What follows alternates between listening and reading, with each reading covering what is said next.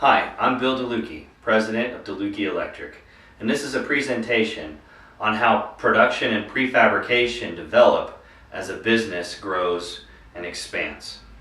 So let's start off with the size of the business.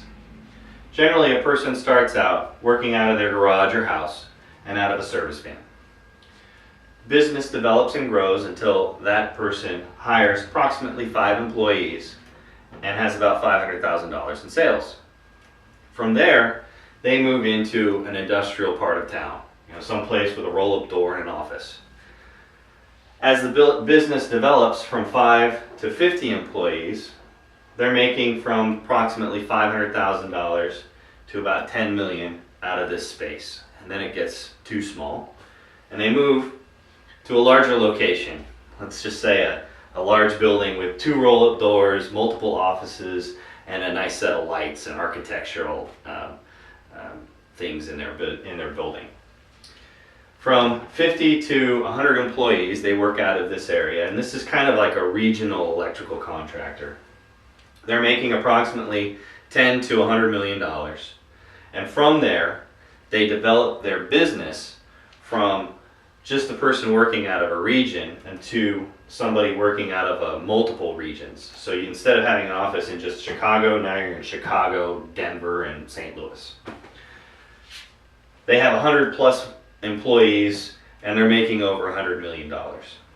Now the next phase in the development would be to become like a multinational corporation, but for the parts of this discussion, let's just leave that out. Let's move into production and how each stage develops their production. First guy working out of his garage is doing it himself. He's out there on the job site working with his hands. And he hires a guy dependent upon the job and what he's doing. First he starts out paying a guy cash, and then he moves him into a full-time employee position. But for the most part, everything is done in-house by himself. As he steps up his business, he's now hiring people to go out onto the projects, and he might have anywhere from 1 to 10-man projects, like a school or a post office or small TI.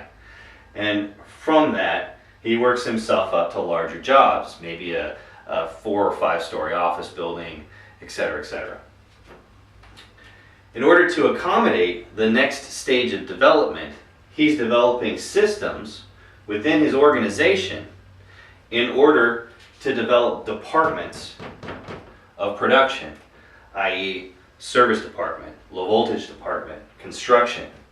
And he's not only developing departments when it comes to production, he's also developing other departments, human resources, estimating, project management, payroll. And that way he can accommodate the large jobs that come his way. So he's now doing jobs like San Francisco 49ers Stadium or maybe the New York Yankees Stadium. But in order to make it to the next level, he uses refined systems that he began with, and his departments become mature organizations. Payroll is done in the exact same way across the board.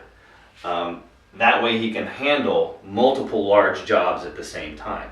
And he can also move his manpower from one location to another. So if a foreman moves from Chicago to St. Louis to do a job, he knows how to do payroll from one spot to another. And he also knows how production is done from one spot to another. Okay, so where does prefab fit in all this? Beginning, he's using little to none. He might have an idea to cut whips in his garage so that his job can go faster. But for the most part, he's not doing any at all. When you get to the next level, you start looking at prefabrication as parts and pieces. And this is when the peddlers start showing up at your doorstep from T&B, Cooper, Beeline, and they have the manufacturer's catalog that you buy off of. From there, at the next level, what happens is that these guys start to look at the money that you're expending to all these parts and pieces catalog, and you look at the dollar sign that you're spending, and so you develop your own in-house prefab shop. That way your foreman, general foreman, can order from your in-house catalog in order to produce things. But in order to make it to the next level, to go from one region to multiple regions, you need to develop lean manufacturing and Six Sigma processes within your organization in order to develop a manufacturing process that produces standard assemblies across the board and increases production across the board. Now, I've seen this personally. I've seen a contractor within a local area using these lean manufacturing take up 22% of the market share when previously they were at 12%.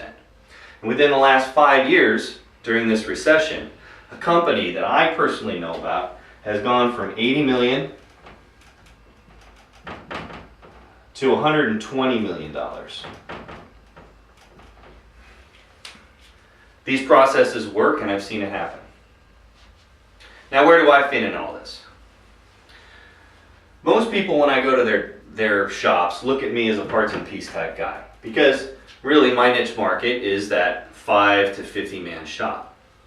But what needs to happen if you want to make it to the next level and then even to the third level, you need to start looking at me, Delucchi Electric, as a manufacturing center that you can use to leverage in order to increase your ability to move from one level to the next level quicker in order to increase your profitability.